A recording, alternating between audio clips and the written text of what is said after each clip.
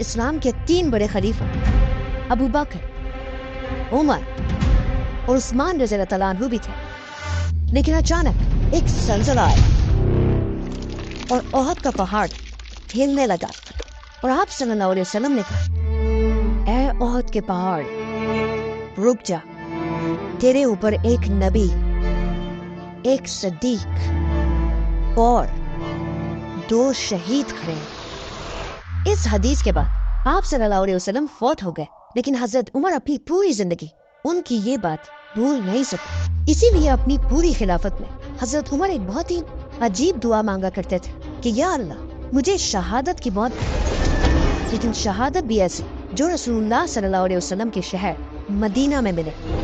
حضرت عمر کی یہ دعا سن کر لوگ ان سے پوچھتے تھے کہ ایسا کیسے ہو سکتا ہے، اب تو عرب میں ساری جنگیں ختم ہو چکی ہیں اور مدینہ دنیا کی سب سے سیف سٹی، تو یہاں پر آپ کو کوئی کیسے شہید کرے گا؟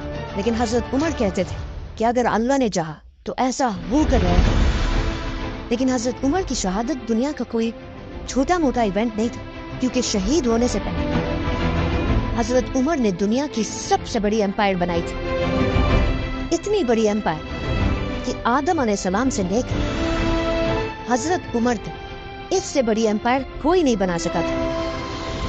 مطلب حضرت عمر رضی اللہ عنہ کی empire Alexander the Great, Julius Caesar اور ایون فرعونوں سے بھی بڑی امپائر تھی۔ لیکن آج افسوس کی بات یہ ہے کہ مسلمانوں کے علاوہ پوری دنیا حضرت عمر کو صرف عمر کہتی ہے، ایون گوگل میں انہیں صرف عمر کہا جاتا ہے، لیکن الیگزینڈر کو آج پوری دنیا الیگزینڈر دی گریٹ کے نام سے یاد کرتی ہے، حالانکہ الیگزینڈر کی امپائر حضرت عمر کی خلافت کے سامنے کچھ بھی نہیں تھی۔ حضرت عمر کی خلافت کا یہ ریکارڈ اگلے کئی صدیوں تک کوئی نہیں توڑ سکا، لیکن آخر 600 سال بعد ایک بادشاہ نے ان کا ریکارڈ توڑ دیا، جسے ہم سب بہت اچھی طرح جانتے ہیں۔ Now, حضرت عمر کی خلافت کے سب سے بڑے کاموں میں سے ایک فرعونوں کے ملک ایجپٹ کو فتح کرنا تھا، جو اس وقت کی دنیا کا سب سے پاورفل اور رچ علاقہ تھا۔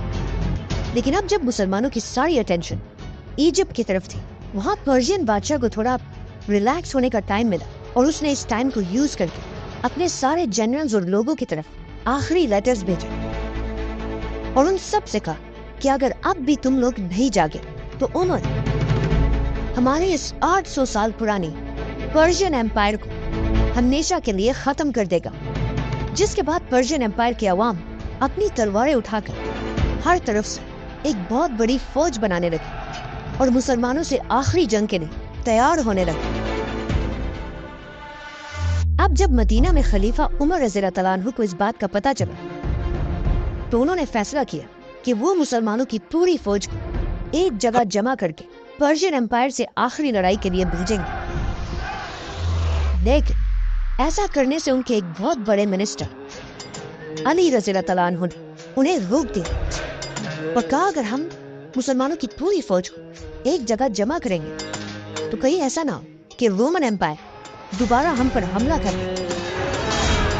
حضرت علی کی یہ بات خلیفہ عمر رضی اللہ تعالیٰ عنہ کو بہت پسند آئی، تو حضرت عمر رضی اللہ تعالیٰ عنہ نے اپنی رائے چھوڑ کر حضرت علی کی رائے مانی اور ہر علاقے سے چھوٹی چھوٹی فوجیں جمع کر کے پرشین امپائر پر آخری حملہ کیا۔ اس طرح مسلمان ایک بار پھر پرشین امپائر کے بہت سارے قلعوں کو فتح کرنے لگے، جن میں سے ایک قلعے کی سٹوری سمجھنا بہت ہی امپورٹنٹ ہے، کیونکہ اس قلعے کے لیڈر کا نام تھا ہرمزان،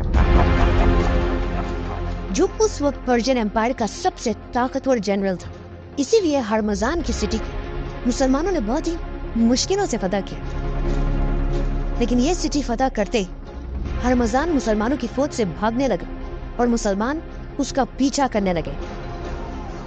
بھاگتے بھاگتے ہرمزان اپنی سٹی کے سب سے لمبی بلڈنگ پر چڑھ کر زور زور سے چیخنے لگا کہ میرے پاس 100 تیرے ہیں اور ان 100 تیروں سے میں ایک ایک مسلمان کو چن چن کے ماروں گا، لیکن میری ایک شرط ہے، اگر مسلمان مجھ سے یہ وعدہ کرے کہ وہ مجھے عمر بن خطاب کے پاس لے کر جائیں گے تو میں سرنڈر کرنے کے لیے تیار ہوں۔ تو مسلمانوں نے کہا ٹھیک ہے، اس میں کون سی بڑی بات ہے؟ تو انہوں نے ہرمزان کو پکڑا اور اسے سیدھا मदीना में खलीफा की तरफ रवाना की। हरमजान पहली बार मदीना में दाखिल हुआ और उसका ख्याल था कि खलीफा उमर का एक बहुत बड़ा महल होगा और बाकी बादशाहों की तरह एक बहुत बड़े दरबार में बैठे होंगे। लेकिन वो ये देखकर हैरान रह गया कि दुनिया का इतना बड़ा बादशाह एक सादा सी बिल्डिंग जमीन पर आराम फरमा रहे थे। कहा जाता है ये देखकर हरमजान ने पूछा भी कि खलीफा के गार्ड्स किधर हैं? तो उसे बताया गया कि खलीफा उमर को इन चीजों की जरूरत नहीं होती। लोगों ने हजरत उमर रज़ी अल्लाह अन्हु को उठाया और उन्हें कहा कि ये पर्शियन एम्पायर का बहुत बड़ा जनरल आपसे मिलने आया है। लेकिन हजरत उमर ने कहा कि मैं तब तक इससे बात नहीं करूंगा जब तक इसने ये बादशाहों वाले कपड़े पहने। जाओ और इसे बदल कर आओ।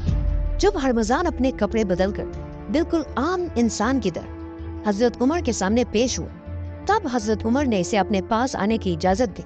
लेकिन इस हरमजान की वजह से पहले ही इतने मुसलमान शहीद हो चुके थे कि हजरत उमर इसे सजाए मौत देने का इरादा कर चुके थे। लेकिन आते ही हरमजान ने कहा कि मुझे पानी पिलाया जाए। जैसे ही उसे पानी दिया गया तो हरमजान ने वहां सबके सामने हजरत उमर से कहा कि मुझसे वादा करें जब तक मैं इस पानी को ना पीऊं तब तक मुझे कोई कत्ल नहीं करेगा। जैसे ही हजरत उमर ने हरमजान की बात मान ली, हरमजान ने वो पानी जमीन पर फेंक दिया और कहा मैंने तो पानी पिया ही नहीं, बल्कि ये पानी तो अब मैं कभी पी ही नहीं सकता और अब आपके वादे के मुताबिक मुझे कोई नहीं मार सकता। जिसके बाद हरमजान ने जल्दी से इस्लाम कबूल कर लिया और इस तरह मदीना में अपनी जान बचा ली। हजरत उमर ने भी ये देखकर हरमजान को माफ करनी, लेकिन उन्हें पता था कि हरमजान कोई आम इंसान नहीं बल्कि पूरी पर्शियन एम्पायर का आर्मी चीफ होने की वजह से हरमजान को इस एम्पायर के एक एक कोने का पता था। इसीलिए हजरत उमर ने हरमजान को मदीना में रहने की इजाजत दी, बल्कि पर्शियन एम्पायर के खिलाफ उसे अपना एडवाइजर भी बनाया। लेकिन हजरत उमर को इस बात का पता नहीं था कि एक दिन यही हरमजान उनकी शहादत एक बहुत बड़ा रोल प्ले करेगा। आर्मी चीफ हरमजान की गिरफ्तारी का जब पर्शियन बादशाह को पता चला तो उसे बहुत गुस्सा आया, क्योंकि ये पर्शियन एम्पायर के लिए एक बहुत बड़ी बेइज्जती थी। तो उन्होंने और तेजी से अपनी फौज को जमा करना शुरू किया और आखिर पूरी पर्शियन एम्पायर से एक बहुत बड़ी फौज जमा करके ईरान की सिटी नाहवंद में मुसलमानों से आखिरी जंग लड़ने के लिए तैयार हो गए। अब यहाँ पे थोड़ी कंफ्यूजन कि पर्शियन फौज के जमा होने की खबर हजरत उमर तक किसने पहुंचाई, पुराने गवर्नर साद बिन अबी वकास ने या नए गवर्नर अम्मार बिन यासिर रज़ियल्लाहु अन्हु ने, जो एक बहुत बड़े सहाबी थे और उनके माँ बाप ने सबसे पहले इस्लाम के लिए अपनी जान दी थी। हजरत उमर को जब इसका पता चला तो उन्होंने अपने सारे मिनिस्टर्स की एक मीटिंग बुलाई और उनसे पूछा कि हमें क्या करना चाहिए। जिस पर हजरत उस्मान ने उन्हें मशवरा दिया कि आपको खुद एक बहुत बड़ी फौज लेकर पर्शियन बादशाह से लड़ने के लिए जाना चाहिए। लेकिन हजरत अली ने कहा कि नहीं, खलीफा को मदीना में रहकर किसी और को भेजना चाहिए। तो हजरत उमर ने एक बार फिर हजरत अली रज़ियल्लाहु अन्हु की राय को पसंद किया और 30,000 की बड़ी फौज जमा करके उसे पर्शियन एम्पायर से आखिरी जंग के लिए रवाना किया।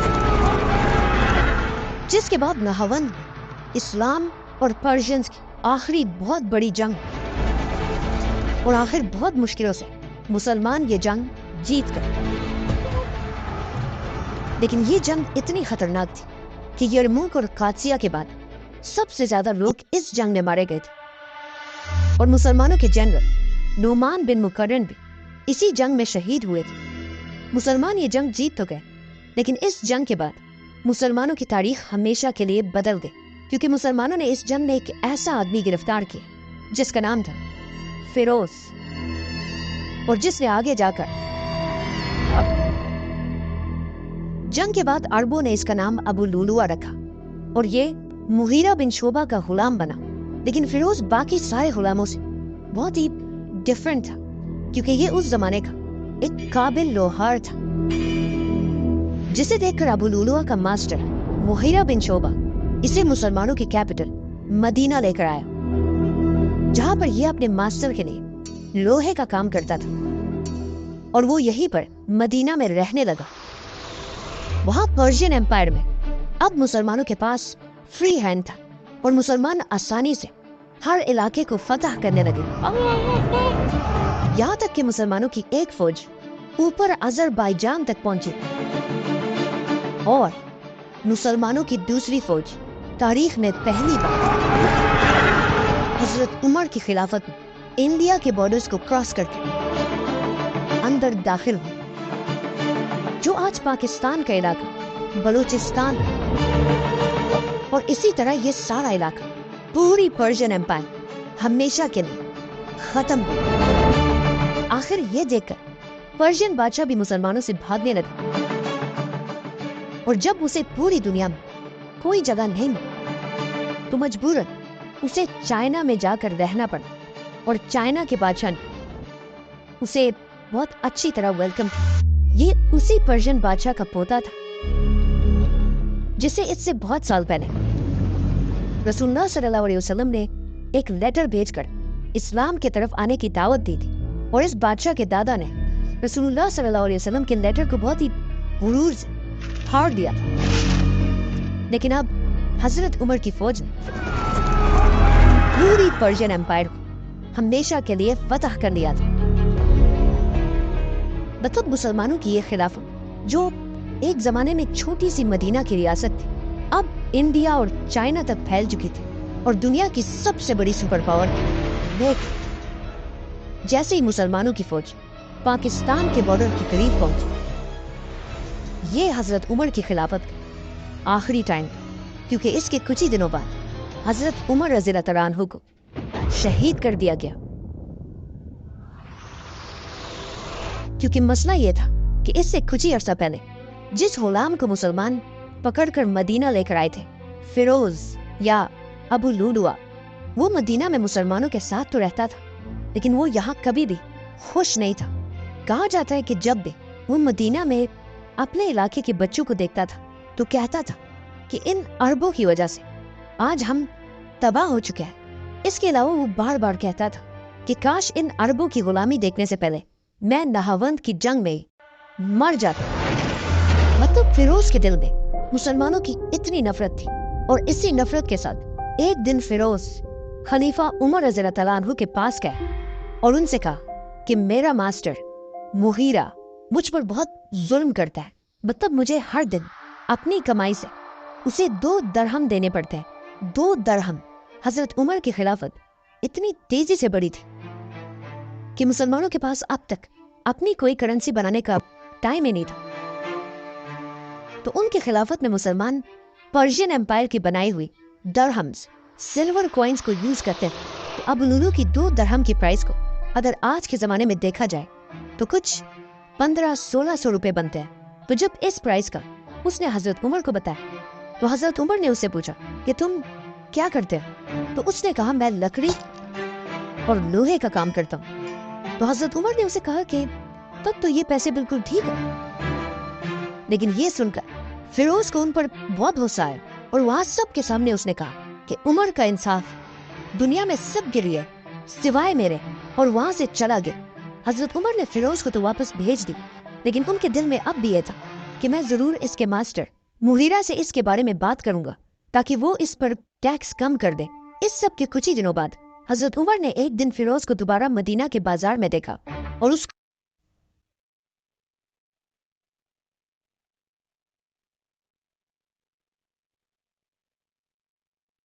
तो क्या मेरे लिए भी एक बनाओगे?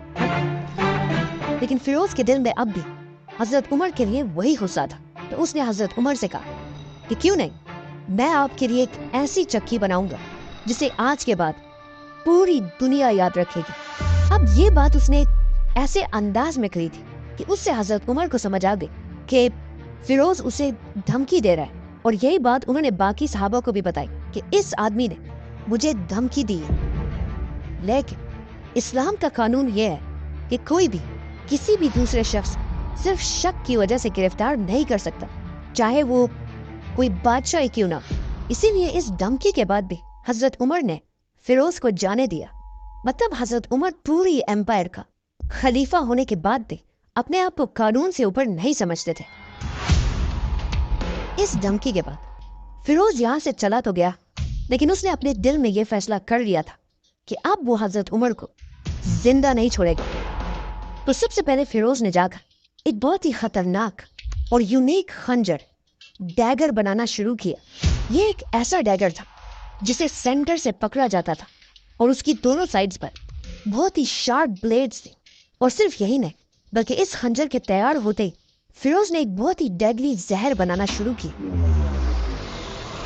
उस जमाने की पर्जा में लोग जिस जहर को यूज किया करते थे वो ज्यादातर इस हेमलॉक के पौधे से बनाया जाता था, जो दिखने में तो बहुत खूबसूरत है, लेकिन इसके छोटे से जर्रे से भी इंसान अंदर से बिल्कुल जल जाता है। इसीलिए ये पौधा उस जमाने के असैसिन्स का फेवरेट पॉइजन था और कहा जाता है कि इससे बहुत साल पहले एक ग्रेट फिलोसोफर सोक्रेटिस, सुकरात को भी इसी जहर से मारा गया था। फिरोज ने अपने इस यूनिक खंजर को सारी रात इस जहर के अंदर रखा और फिर अगले ही दिन फजर की नमाज से पहले जाकर मस्जिद नबी के एक कोने में छुप गया और खलीफा उमर रज़ियल्लाहु अन्हु का इंतजार करने लगा। तो अब जैसे ही हजरत उमर ने अगले दिन फजर की अजान सुनी तो वो उठे और मस्जिद में अपनी आखिरी नमाज पढ़ने के लिए रवाना हुए। हजरत उमर के पहुंचने से पहले मुसलमान मस्जिद में नमाज के लिए सफों में खड़े हो चुके थे, लेकिन फिर भी हजरत उमर एक एक सफ को क्रॉस करते हुए उन्हें हुक्म दे रहे थे, मुसलमानों अपनी सफों को सीधा करो। इस वक्त अपनी शहादत से कुछ ही देर पहले हजरत उमर की खिलाफत वेस्ट में अल्जीरिया से लेकर ईस्ट इंडिया तक फैली हुई थी। मतलब अगर आज की दुनिया के 25 या 30 कंट्रीज को मिला लिया जाए तब जाकर वो अकेले हजरत उमर की खिलाफत बनती है। लेकिन यहाँ पे ये समझना लाजमी है कि इस सब के बारे में आप सल्लल्लाहु अलैहि वसल्लम पहले ही बता चुके थे। हजरत उमर की शहादत से सिर्फ 25 साल पहले जब मक्का में आप सल्लल्लाहु अलैहि वसल्लम के थोड़े ही फॉलोअर्स थे और लोग उन पर बहुत जुल्म किया करते थे, तो इन सख्त हालात में भी आप सल्लल्लाहु अलैहि वसल्लम सबसे कहते रहते थे कि एक दिन यही मुसलमान दुनिया की दोनों सुपर पावर्स रोमन और पर्शियन एम्पायर को फतह करेंगे। और ये सुनकर मक्का के लोग हमेशा उनका बहुत मजाक उड़ाया करते थे और कहते थे कि मुसलमान हमसे अपने आप को नहीं बचा सकते, तो ये लोग सुपर पावर से क्या लड़ेंगे। लेकिन आज सिर्फ कुछ ही साल बाद हजरत उमर ने अपनी खिलाफत रसूलुल्लाह सल्लल्लाहु अलैहि वसल्लम की इन बातों को पूरा कर दिया था, क्योंकि आज मुसलमान दुनिया के सबसे बड़े सुपर पावर थे और हजरत उमर दुनिया के सबसे ताकतवर बादशाह। आखिर हजरत उमर मुसलमानों के सामने इमाम की जगह पर खड़े हुए और नमाज शुरू की। अल्लाहु अकबर। कहा जाता है कि हजरत उमर हर फजर की नमाज में कुरान की सूरह यूसुफ की तिलावत करते थे, जिसमें यूसुफ अलैहिस्सलाम एक गुलाम से पूरे इजिप्ट के लीडर बनते हैं। लेकिन आज वही इजिप्ट हजरत उमर की खिलाफत का एक छोटा सा सूबा था। लेकिन अब अपनी जिंदगी की आखिरी नमाज में हजरत उमर ने जैसे ही नमाज शुरू की, पीछे से अबू लुलू फुल स्पीड भागते हुए आया और अपने जहरीले खंजर से जोर से हजरत उमर को मारा और फिर दोबारा मारा और दोबारा मारा। इसी तरह अबू लुलू ने बहुत तेजी से हजरत उमर पर 6 वार किए और हजरत उमर जमीन पर गिर गए। यह देखकर पीछे खड़े मुसलमानों ने अबू लुलू को पकड़ने की कोशिश की, लेकिन फिरोज ने वहां से भागने के लिए अपने इसी खंजर से वहां 9 और लोगों को भी शहीद कर दिया। लेकिन आखिर जब मुसलमानों ने इसे पकड़ ली तो फिरोज ने उसी खंजर से अपना ही गला काट कर खुदकुशी कर ली।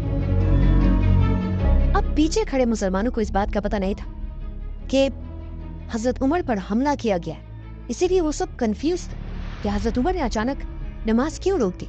ये देखकर अब्दुर्रहमान बिन औफ आगे बढ़े और हजरत उमर की बाकी नमाज को पूरा किया। इसके कुछ ही देर बाद हजरत उमर ने होश में आकर पूछा कि इब्ने अब्बास, मुझे मारने वाला कौन था? तो उन्हें बताया गया कि मुगीरा बिन शोबा का वही हुला। फिरोज ये सुनकर हजरत उमर ने कहा कि अल्लाह का शुक्र है कि मुझे किसी कलमा पढ़ने वाले मुसलमान ने नहीं मारा। मतलब फिरोज ने सिर्फ 2 दरहमों की वजह से दुनिया के सबसे ताकतवर बादशाह खलीफा उमर रज़ियल्लाहु तआला अन्हु पर हमला किया था। लेकिन यहाँ पर कहानी का एक दूसरा एंगल भी है। जब से फिरोज मदीना आया था वो यहाँ बिल्कुल भी खुश नहीं था और मुसलमानों से बहुत सख्त नफरत करता था और मदीना के बाकी लोगों से दूर रहकर सिर्फ एक शख्स के साथ फिरता था, वही हरमजान। और कहा जाता है कि जिस खंजर से हजरत उमर को मारा गया था वही खंजर लोगों ने इससे सिर्फ एक ही दिन पहले हरमजान के पास देखा था, जिसकी वजह से बहुत हिस्टोरियंस कहते हैं कि फिरोज का ये हमला अकेला नहीं बल्कि पर्शियन एम्पायर की एक सोची समझी साजिश थी। और ये साजिश मदीना में बैठे पर्शियन एम्पायर के पुराने जनरल हरमजान ने बनाई थी। इसीलिए हजरत उमर की शहादत के कुछ ही दिनों बाद उनके एक बेटे उबैदुल्लाह ने हरमजान की जान भी ली थी। लेकिन ये एक बहुत कंट्रोवर्शियल मसला है और आज किसी को नहीं पता कि वहां एग्जैक्टली क्या हुआ था। खैर, मुसलमान मस्जिद से हजरत उमर को उठाकर उनके घर लेकर आए।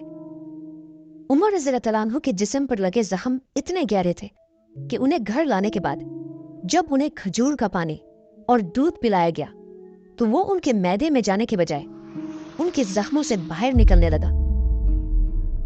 ये देखकर हजरत उमर के डॉक्टर ने उन्हें कहा कि या अमीरुल मोमिनीन, अल्लाह को याद करें।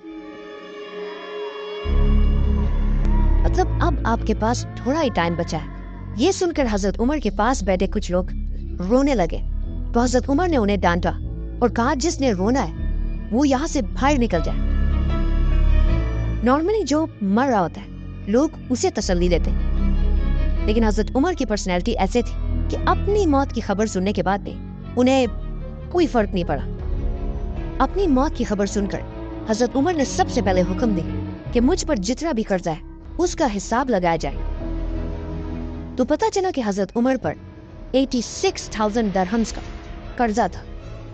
तो हजरत उमर ने अपने बेटे और खानदान को हुक्म दिया कि मेरे बाद इस कर्जे को अदा किया जाए। साथ बैठे लोगों ने कहा कि ऐसा करने की क्या जरूरत है, ये सारा तो वो पैसा है जो आपने अपनी तरफ से गरीबों और यतीमों को दिया है। लेकिन हजरत उमर ने ऐसा करने से इनकार कर दिया और उनकी शहादत के बाद जिस घर में वो शहीद हुए थे उसे बेचकर हजरत उमर के कर्जे को अदा किया गया। और इस घर को खरीदा किसने? एक बहुत ही रिच सहाबी और फ्यूचर खलीफा हजरत मुआविया बिन अबी सुफियान। जब पूरे मदीना में ये बात फैल गई कि अब उनके बिलवड खलीफा उमर रज़ियल्लाहु तआला अन्हु इस दुनिया में नहीं रह पाएंगे तो हर घर से रोने की आवाजें आने लगी। यहाँ तक कि एक सहाबी ने कहा कि हजरत उमर की शहादत के दिन मदीना के लोग ऐसे रो रहे थे जैसे हर घर में उनका इकलौता बेटा मरा हो, क्योंकि हजरत उमर ने अपनी हुकूमत एक बादशाह की तरह नहीं बल्कि एक बाप की तरह की थी। अब जब हजरत उमर अपने बिस्तर पर अपनी जिंदगी की आखिरी सांसें ले रहे थे तो उन्होंने अपने बेटे अब्दुल्ला बिन उमर को बुलाया और उसे अपनी जिंदगी की आखिरी ख्वाहिश बताई कि जाकर रसूलुल्लाह सल्लल्लाहु अलैहि वसल्लम की बीवी हजरत आयशा रज़ियल्लाहु तआला अन्हा से पूछो कि उमर अपने 2 साथियों के साथ दफन होना चाहता है, लेकिन याद रखना कि उमर ही कहना, अमीरुल मोमिनीन मत कहना। उमर रज़ियल्लाहु तआला अन्हु ने ये इसलिए किया कि कहीं हजरत आयशा इसे खलीफा का एक ऑर्डर समझकर मजबूरन मान ना ले। ये सुनकर हजरत आयशा ने कहा कि ये जगह मैं हमेशा अपने लिए रखना चाहती थी, क्योंकि यहाँ उन्हीं के कमरे में एक तरफ उनके शौहर आप सल्लल्लाहु अलैहि वसल्लम और दूसरी तरफ उनके वालिद अबू बकर रज़ियल्लाहु तआला अन्हु थे। लेकिन हजरत आयशा ने कहा कि आज के दिन मैं अपने आप से भी ज्यादा आज उमर को इस जगह का हकदार समझती हूँ। हजरत उमर को जब इस बात का पता चला तो वो बहुत खुश हुए और कहा यही मेरी आखिरी ख्वाहिश थी, और साथ ही हुक्म दिया कि मेरे मरने के बाद एक बार दोबारा हजरत आयशा से जरूर पूछ लेना। अब अरब में एक रिवाज था कि जब भी कोई बहुत बड़ा आदमी मरता था उसके लिए एक बहुत ही महंगा कफन बनाया जाता था और उस कफन पर हर तरह के परफ्यूम्स लगाए जाते थे। लेकिन हजरत उमर ने अपने बेटे को सख्ती से कहा कि मेरे मरने के बाद मेरे लिए सिर्फ एक आम सा कफन लेना और उस पर किसी किस्म का परफ्यूम नहीं लगाना, और फिर अपने आखिरी टाइम पर حضرت عمر نے اپنے بیٹے سے کہا کہ میرا سر اب تکیے سے ہٹا کر زمین پر رکھ دو، ہو سکتا ہے اللہ کو مجھ پر رحم آ جائے۔ اور اس طرح 10 سال اور 6 مہینے تک مسلمانوں کے خلیفہ رہنے کے بعد حضرت عمر اس دنیا سے چلے گئے، اور اس طرح اسلام کے دوسرے خلیفہ کو رسول اللہ صلی اللہ علیہ وسلم اور ابو بکر رضی اللہ تعالیٰ عنہ کے پاس مدینہ میں دفنا دیا گیا۔ لیکن اپنی وفات سے پہلے حضرت عمر نے نیکسٹ خلیفہ کے لیے 6 لوگوں کو نامینیٹ کیا تھا اور حکم دیا تھا کہ میرے مرتے ان 6 لوگوں کو ایک گھر میں بند کر دیا جائے اور صرف 3 دنوں کے اندر اسلام کے نیکسٹ خلیفہ کا اعلان کر۔ سبسکرائب